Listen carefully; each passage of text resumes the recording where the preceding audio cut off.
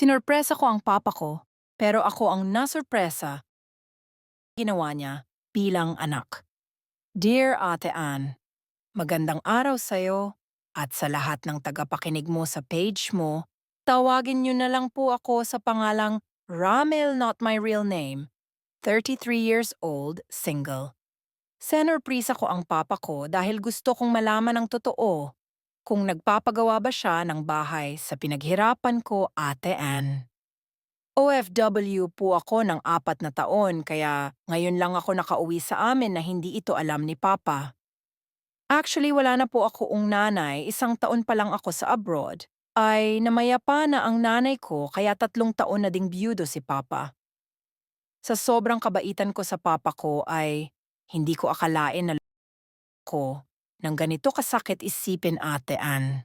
May kapatid ako na babae pero hindi ko doon pinatira sa papa ko dahil ayaw kong may gawin si papa na masama sa kanya, lalo na wala si nanay.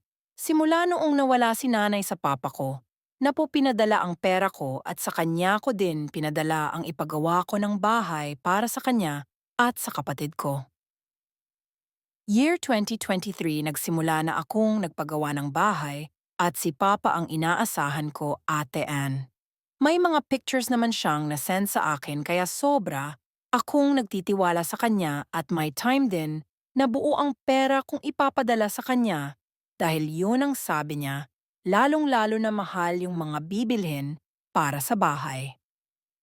Wala akong masamang iniisip sa papa ko dahil alam ko ang kabaitan nito at nakita niya kung paano din ako naghirap para makapag-ipon dito sa abroad, Ate Ann. After that, hindi pa rin siya tumitigil sa pag-send ng picture sa pinapagawa kung bahay na akala ko talaga ay akin iyon pero pinaglaruan lang pala ako ni Papa.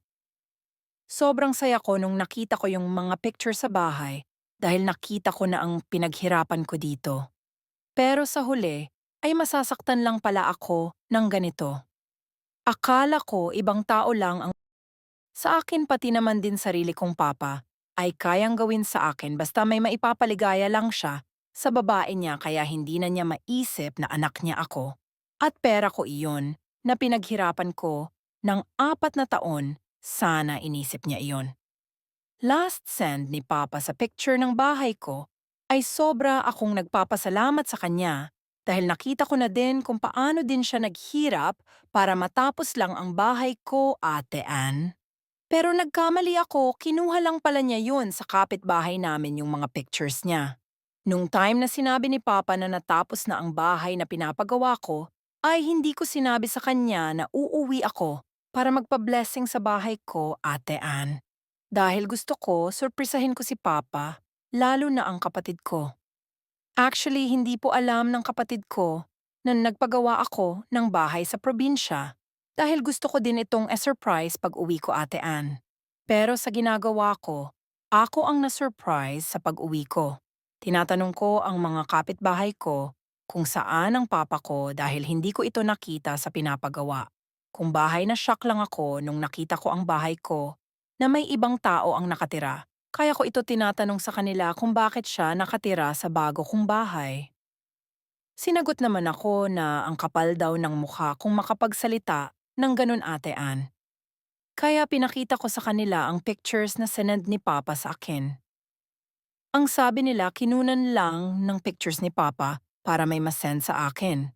Pero ang totoo ay niloloko daw ako ng sarili kong ama dahil yung perang pinapadala ko sa kanya ay binigay niya ito sa babae niya. Kaya pala hindi ko na makita at makontak ang papa ko dahil alam niya na niloloko lang niya ako, Ate Ann. Sa pag-uwi ko, doon ako nakatulog sa kapitbahay namin kaya bumalik na lang ako na hindi nagpaalam sa kapatid ko. Doon ako nagpalipas ng sama ng loob sa papa ko, Ate Ann. Tinatanggap ko na lahat ang pagloko niya sa akin, pero kahit kailan, wala na akong papa na kilalanin at babalikan. Kailangan kong mag-focus sa kapatid ko ngayon dahil kami na lang dalawa ang magkasama.